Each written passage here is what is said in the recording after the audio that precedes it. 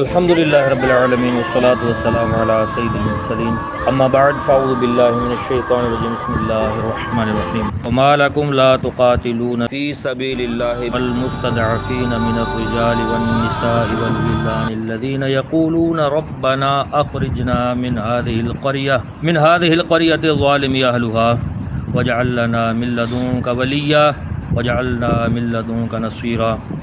یہ آیت پچھلی والی جو ہم نے کل آیت بیان کی تھی نا، اس کے ساتھ اس کا بڑا گہرا تعلق ہے۔ اگر ہم ترتیب کے حساب سے اس کو بھی پہلے لاتے نا اور اس کو کل والے کو بعد میں لاتے تب بھی ٹھیک ہی تھا، لیکن میں جس وجہ سے اس کو بعد میں لایا ہوں اور اس کو پہلے لایا ہوں، پہلے اس کو ذہن میں رکھ لیں، پھر یہ سمجھنے میں اور سننے میں بڑی آسانی ہوگی۔ اس میں ایک اہم بات تھی جو آپ نے ابھی ذہن میں رکھنی ہے، وہ ذہن میں یہ رکھنی ہے کہ جہاد کا جب اللہ تعالیٰ نے حکم دیا اور ان کو چن چن کر مارنے کا حکم دیا، تسلی سے مار چکنے کے بعد باندھنے کا بھی حکم دیا، اور جہاد کا مطلب مطلقاً یہ تھا کہ جہاد کا اللہ تعالیٰ نے تم کو حکم دیا، تم جہاد کیوں نہیں کرتے، اور جو جہاد کرتے ہیں ان کو اللہ تعالیٰ نے اپریشیٹ بھی کیا۔ پھر اس بیچ میں ایک بات تھی ذالک، اصل میں بات یہ ہے کہ میں تم کو بار بار جہاد کا حکم کیوں دے رہا ہوں، تاکہ میں تم کو آزماؤں، ورنہ میں اپنی مدد آپ بھی کر سکتا ہوں۔ اللہ تعالیٰ جو پچھلی کل کی آیت تھی، میں اپنی مدد آپ بھی کافروں کو ایک دم سے ختم کر سکتا ہوں، ایک دم سے زمین سے ان کو نکال سکتا ہوں، ایک دم سے ان کو مار سکتا ہوں، میں کر سکتا ہوں، اور ایسا میں نے کیا بھی ہے۔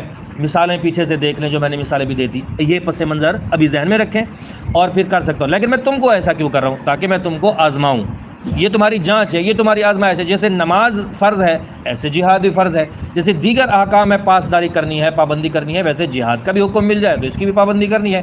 اس کا بھی دنیا میں بڑا فائدہ ہے، آخرت میں بھی فائدہ ہے، قبر میں بھی فائدہ ہے۔ یہ پس منظر ذہن میں رکھیں۔ اب ترجمہ سنیں۔ اللہ تبارک و تعالیٰ ارشاد فرماتا ہے وَمَا لَكُمْ لَا تُقَاتِلُونَ فِي سَبِيلِهِ، تمہیں کیا ہو گیا ہے، تمہیں کیا ہو گیا ہے کہ تم اللہ کی راہ میں لڑتے نہیں ہو، تم اللہ کی راہ میں جہاد نہیں کرتے، تم اللہ کی راہ میں قتل نہیں کرتے کفار کو، کیوں؟ تو یہ تمہیں ہو کیا گیا ہے؟ کس کے لیے ہم جہاد کریں؟ کمزور مسلمان مرد، عورت اور بچوں کے لیے۔ تم کمزور مرد، عورت اور بچوں کے لیے نہیں نکلتے، تمہیں کیا ہو گیا ہے؟ یہ اللہ تعالیٰ یہاں فرما رہا ہے۔ وہ کیسے ہیں کمزور مسلمان بچے، مسلمان مرد اور مسلمان عورتیں کیسے ہیں؟ الذین یقولون، وہ جو کہتے ہیں اے اللہ ہمیں اس بستی سے نکال دے، اس گاؤں سے نکال دے، اس جگہ سے نکال دے جس کے لوگ رہنے والے جو ہیں وہ ظالم ہیں، ہم پر ظلم کرتے ہیں، ہمیں اس یہاں سے نکال دے۔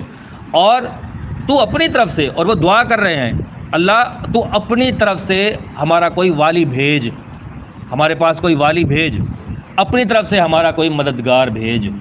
یہ ہے اس کا پس منظر، یہ ہے آیت اور یہ ہے اس کا ترجمہ۔ کیا فرمایا گیا کہ اس میں جہاد فرض قرار دیا گیا کہ جہاد فرض ہے کمزور مسلمان مرد، عورت اور بچوں کے لیے جو یہ دن رات دعائیں کرتے ہیں کہ اللہ ہم پر دن رات ظلم ہو رہا ہے، ہم پر دن رات ستم ہو رہا ہے، ہمارے سامنے ہماری بچی کو مارا جا رہا ہے، ہمارے سامنے ہمارے بچوں کو کاٹا جا رہا ہے، اٹھایا جا رہا ہے، ہمارے سامنے ہمارے سہاگ اجڑ رہے ہیں، ہمارے سامنے ظلم ہو رہا ہے، ستم، گھر ہمارے اجاڑے جا رہے ہیں، ہمارے گھر توڑے جا رہے ہیں، ہمارے گھر بلاسٹ کیے جا رہے ہیں، یہاں تک کہ ہمیں اپنے وطن سے نکالا جا رہا ہے۔ اے اللہ تو اپنی طرف سے کوئی والی کیوں نہیں بھیجتا؟ اپنی طرف سے ہمارے پاس کوئی مددگار بھیج، کوئی والی بھیج اور ہماری جو مدد کرے۔ یہ دعا کر رہے ہیں تو اللہ نے فرمایا وَمَا لَكُمْ، تم کو کیا ہو گیا ہے؟ یہ خطاب ہے ان لوگوں کو جو جہاد کرنے کی صلاحیت رکھتے ہیں، جو لڑنے کی صلاحیت رکھتے ہیں۔ اس میں ایک اور پہلو ہے کہ علماء کا کردار ہے فقط آیات بینات اور احادیث کی روشنی میں اور اسلام کی روشنی میں جہاد کا حکم دینا کہ کب کب فرض ہے۔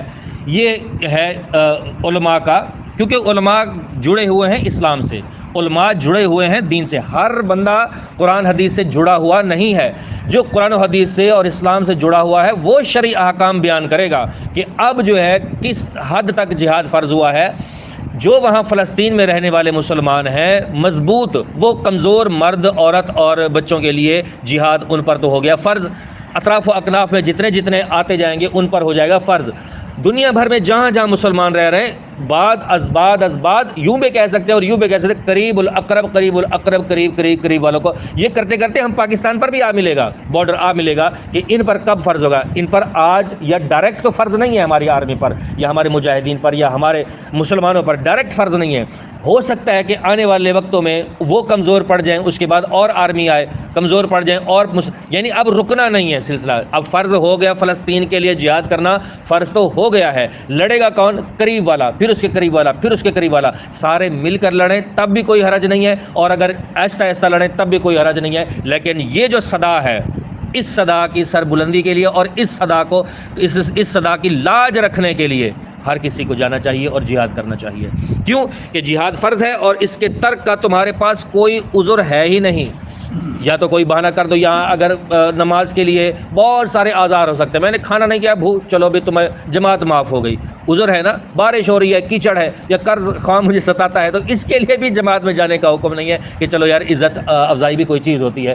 یہاں پر کون سا عذر ہے کہ تم پیچھے ہٹو گے اور جہاد سے؟ یہاں تک کہ مظلوم مائیں رو رہی ہیں اور دعائیں کر رہی ہیں کہ اللہ کوئی والی بھیج، اللہ کوئی وارث بھیج، اللہ کوئی ہماری مدد کرنے والا بھیج، ہماری مدد کرے جو۔ کیا ایسی صدائیں ہم نے نہیں سنی؟ کیا ایسی صدائیں ہم تک نہیں پہنچی؟ کیا ایسی صدائیں نہیں آ رہی فلسطین سے؟ تو یہ فلسطین کا جو معاملہ ہے بالکل یہ آیت اسی پر فٹ آتی ہے، اسی مسئلے پر۔ لیکن چونکہ ہم لوگ سو رہے، لگا تکیہ گناہوں کا پڑا دن رات سوتا ہوں، مجھے اب خواب غفلت سے جگا دو یا رسول اللہ۔ تو ہم بالکل سوئے ہوئے ہیں، تمہارے پاس اب کوئی عذر نہیں ہے اس بات کا کہ تم جہاد کیوں نہیں کرتے، تم اللہ کی راہ میں جہاد نہ کرو۔ حالانکہ دوسری طرف مسلمان مرد، عورت اور بچے ظلم کی چکی میں پس رہے ہیں اور ان کا کوئی پرسان حال نہیں، اور وہ رب العالمین کی بارگاہ میں دعائیں مانگ رہے ہیں کہ اے اللہ ہمیں اس بستی کے ظالموں سے نجات عطا فرما، ہمیں اس بستی کے جو ظالم لوگ ہیں ہم پر ظلم و ستم کی آندھیاں چلا رہے ہیں ان سے نجات عطا فرما، اور ہمیں اپنے پاس سے کوئی مددگار عطا فرما، کوئی کمانڈر بھیج دے، کوئی سپہ سالار بھیج دے، کوئی فوج بھیج دے، کوئی آرمی بھیج دے، کوئی پی ایف کے نوجوان بھیج دے، کوئی نیوی کے نوجوان بھیج دے، کوئی مجاہد ہی بھیج دے، کچھ نہ کچھ۔ اس میں سارا وہ طاقتور طبقہ شامل ہے جو صلاحیت رکھتا ہے ظلم و ستم سے چھڑوانے کے لیے۔ آپ دیکھ لیں دنیا کے اندر طاقتور لوگ بہت سارے پڑے ہوئے ہیں، جب ان کی بچی کا مسئلہ آ جائے، بچے کا مسئلہ آ جائے، گھر کا مسئلہ آ جائے، پوری دنیا کو ہلا کے رکھ دیتے ہیں۔ کیا ایسے واقعات تاریخ میں رقم نہیں ہے؟ اب کرنا ہو نا تو سب کچھ ہو سکتا ہے۔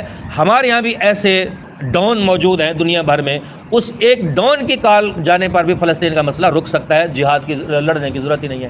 ایسا نہیں ہے کہ طاقتور لوگ موجود نہیں ہیں، بلیک میلر بھی لوگ موجود ہیں، طاقتور لوگ بھی موجود ہیں، ڈون لوگ بھی موجود ہیں، ایک دوسرے کے کانے بھی موجود ہیں۔ چلو کسی چیز کا استعمال کر کے تو مسئلہ رکوا سکتے ہیں۔ اگر جیسے کوئی ظلم کر رہا ہے، گنہگار ہے طاقتور ہے مسلمان، اور وہ کر سکتا ہے کہ میں اس مسئلے کو حل کر سکوں، تو اگر وہ دنیا کے اندر بڑا ہی کرپٹ ہے، بڑا ہی کرپٹ ہونے کے ساتھ ساتھ بہت بڑے گنہگار بھی ہے، بڑا ڈاکو بھی ہے، بڑا ڈان بھی ہے، لیکن فلسطین میں اس نے مدد کی نا، امید ہے اللہ تعالیٰ اس کرم کی وجہ سے، اس کام کی وجہ سے اس کے گناہ معاف بھی کر دے۔ جی ہاں، یہ امید موجود ہے اس بندے کے لیے کہ فلسطین کا مسئلہ اگر وہ رکوا سکتا ہے تو جتنے بڑے گناہ ہیں اللہ تعالیٰ نے ویسے بھی حدیثوں میں اور یہ بیان موجود ہے کہ عرش و کرسی کو بھی اگر میرے بندے کے گناہ بھر دیں گے نا تو مجھے کوئی فرق نہیں پڑتا، بس ایک آنسو بہا دے، توبہ کر لے، میں سارے گناہ معاف کر دوں گا۔ یہ اللہ پر ڈیپینڈ کرتا ہے، بس کفر نہ ہو، شرک نہ ہو، اس کے علاوہ میں سارے گناہ معاف کر دوں گا۔ تو آج بندے کو معافی کے لیے تو بڑے بڑے چانس موجود ہیں، لیکن وہ اپنی فکر ہے لگی ہوئی ہے، پیسے کی فکر ہے لگی ہوئی ہے، ایک دوسرے کے کانے ہیں، نہیں بول سکتے۔ تو بہرحال یہ ہے کہ یہ مظلوم مددگار عطا فرما، یہ دعائیں مانگتے ہیں کہ اللہ مددگار عطا فرما۔ تو جب مسلمان مظلوم ہیں اور تم ان کو بچانے کی طاقت رکھتے ہو تو کیوں ان کی مدد نہیں کرتے؟ یہ ہے وہ مالکم کا مطلب کہ تم کو کیا ہو گیا ہے، صلاحیت رکھتے ہو تو ایسا ہے۔ میں اور آپ جو بیٹھے ہوئے نا، یہ صرف سننے کی صلاحیت رکھتے ہیں، بیان کچھ ہم کر نہیں سکتے۔ اس لیے میں آپ کو اس آیت کے تحت بتاتا ہوں، آپ اگر اکیلے بیٹھ کر ان ماؤں کی چیخو پکار پر روتے ہیں نا تو یہ بھی آپ کا جہاد ہے۔ کیونکہ ایک ویڈیو میرے پاس کسی نے بھیجی تھی کہ اصل میں اس نے شرعی مسئلہ مجھ سے پوچھنا تھا۔ دیکھیے ہر کوئی پوچھتا ہے کہ کوئی کس کا فین ہوتا ہے، کوئی کسی کا فین ہوتا ہے، ہزاروں اختلاف علماء سے ہوتے ہیں، ہو سکتا ہے کسی کا مجھ سے مطمئن ہو جائے۔ تو میں نے کہا ہاں جو علماء نے فرمایا نا جہاد فرض ہے تو ویڈیو بھیجنے کی کیا ضرورت ہے، ویسے مسئلہ پوچھ لیتے۔ تو وہ اس ویڈیو نے مجھے بھی رلا دیا کہ ایک عورت ہے چیخ رہی ہے اللہ اللہ، اس طرح کی شرح آپ لوگوں نے بھی سوشل میڈیا پر سنا، بہت وائرل ہو رہی ہے۔ مطلب وہ دل سے جیسے رونا کا حق ہوتا ہے نا، تو وہ آیت، وہ جو صدا تھی وہ یہ صدا ہے اصل میں، کہ اللہ نے فرمایا تم کو کیا یہ رو رہے ہیں، یہ ظلم کی چکی میں پس رہے ہیں، کیوں نہیں تم جہاد کرتے ان کے لیے؟ تو آیت سے یہ معلوم ہوا ہے کہ مسلمانوں کو جہاد کی ترغیب دینے کے لیے مسلمانوں کی مظلومیت کا بیان کرنا بہت ضروری ہے اور مفید بھی ہے، کیونکہ مظلومیت کا جب ہم بیان کریں گے تو جذبہ پیدا ہوگا، جذبہ بیدار ہوگا، تلواریں کھن کھنائیں گی. ہمارا آج کل دیکھیں نا، ہماری جو مردوں کی جنریشن ہے یا نوجوانوں کی جنریشن ہے، گلے میں کڑے پہن لیے، گڑے میں کیا چین پہن لیے، بریسلیٹ پہن لیے، زیور سمجھتے ہیں ہم اس کو، بڑا حسن سمجھتے ہیں، بڑی پتہ نہیں کیا سمجھ کر پہنتے ہیں. یار یہ پلپلاپن ہے، یہ بالکل درست نہیں ہے. اصل جو زیور ہے مرد کا وہ ہے تلوار، تیر، کمان، ہتھیار زیور ہے. یہ تو آج تک سجایا نہیں گیا ہم سے، یہ ہم سے اس سے محبت کی نہیں گئی. ہم اپنے اعتبار سے اپنا کو کبھی بالیاں پہن لیا، کبھی نتھلی پہن لی ہے، تو کبھی کیا پہن لیا، تو کبھی کیا پہن لیا. ہم مرد کسی اینگل سے لگتے ہی نہیں ہیں، تو کم از کم مرد تو لگے، بندہ مرد تو لگنا چاہیے. تو بہرحال مظلومیت کا بیان کرنا بہت مفید ہوتا ہے، اور یہی سنت اللہ تعالیٰ نے اس آیت میں بیان کی ہے کہ وہ مظلوم ہے. مظلوم کے لیے تمہیں کیا ہو گیا ہے کہ تم جہاد نہیں کرتے. تو آیت میں جن کمزوروں کا تذکرہ ہے، یہ اصل میں مکہ مکرمہ کے لوگ تھے جن پر ظلم ہو رہا تھا اور یہ زیادتیاں ہو رہی تھی مکہ مکرمہ کے اندر. تو انہوں نے کہا کہ اے اللہ، ہمارے جو مکہ مکرمہ میں ظلم اور ستم ہو رہا ہے، ہمیں اس سے نجات عطا فرما. پھر ہجرت وہ الگ احکام ہے، ہجرت کے بھی احکام ہے، ادھر ہم اس پر اب نہیں جائیں. ہمارا جو فوکس ہے وہ صرف اور صرف جہاد پر ہے. اچھا، یہ آیت ان لوگوں کے لیے ہے کہ مسلمانوں کو کفار کے پنجہ ظلم سے چھڑائیں جنہیں مکہ مکرمہ میں مشرکین نے قید کر لیا تھا اور طرح طرح کی ایذائیں دے رہے تھے، اور ان کی عورتوں اور بچوں تک پر بے رحمانہ جو ہے نا وہ مظالم کر رہے تھے، ظلم کر رہے تھے، اور وہ لوگ ان کے ہاتھوں میں مجبور تھے. اس حالت میں وہ اللہ تعالیٰ سے اپنی خلاصی کے لیے، اپنی آزادی کے لیے اور مدد الہی کی وہ دعائیں کرتے تھے، جس کے حق میں پھر یہ آیت نازل ہوئی کہ اے مسلمانوں، تمہیں کیا ہو گیا ہے. یہ جو پس منظر ہے، یہ نہیں کہ خاص مکہ مکرمہ میں نازل ہو گیا، ان کو قید کیا تھا، وہ ظلم میں گرفتار تھے، کافر ان پر ظلم کرتے تھے، تو اب وہ محمل گیا، وہ مسئلہ گیا، وہ زمانہ گیا، وہ دور گیا، تو اب آیت کا کوئی منشا نہیں ہوگا. ایسا ہرگز نہیں ہے. یہ قیامت تک کے لیے آیت ہے، قیامت تک کے لیے یہ قرآن ہے، قیامت تک کے لیے اللہ کے احکام ہیں، حضور کے فرمان ہیں. یہی تو قرآن پاک کا معجزہ ہے، اعجاز ہے کہ آپ جب زمانہ بدلے گا نا، اس دور کی جب آیت آئے گی تو تازگی لوٹ آئے گی. آپ دیکھیں فلسطین کو سامنے رکھیں اور پورے مسلمان جہاں جہاں ظلم کا شکار ہیں، دعائیں کر رہے ہیں، اس آیت کو رکھیں، ایسا لگے گا کہ آج ہی نازل ہوئی ہے. یہ ہے اعجاز، یہ ہے تازگی قرآن پاک کی، کہ اس کی تازگی ختم ہی نہیں ہوتی قرآن پاک کی. اب یہ ہے آیت سے جو مظلوم مسلمانوں کے لیے بتایا گیا اور دعا کا فرمایا گیا، اور مکہ مکرمہ کے اندر یہ ہوا تھا. اب یہ ہمارے فلسطین، کشمیر اور جہاں جہاں بھی ہے، یہ ایسا ہونا چاہیے کہ دعا کے لیے ان کا کام ہے دعا کرنا، میرا کام ہے دعا کرنا. لڑنے والے کون ہیں؟ یا تو حاکم آئیں گے، حکم دیں گے، یا جو طاقتور طبقہ ہے وہ آئے گا، آگے آئے گا اور یہ کرے گا. ہم صرف اللہ کی بارگاہ میں یہی دعا کرتے ہیں کہ اللہ تیرے قرآن کی تازگی کے ہم بالکل قائل ہیں. ہم دعا کر سکتے ہیں، آنسو بہا سکتے ہیں ان مظلوم مسلمانوں کے لیے. ہمارے بس میں اور کچھ نہیں ہے جو ہمارے بس میں ہے، ہم فقط وہ کریں گے. کہیں ایسا نہ ہو کہ آیتیں سن کر آپ لوگ اپنے آپ کو گلٹی فیل کرنے لگے. ساتھ میں یہ بھی آپ کو عرض کرتا ہوں، آپ لوگوں پر کچھ بھی نہیں ہے، یہ بس ذہن میں رکھ لیں.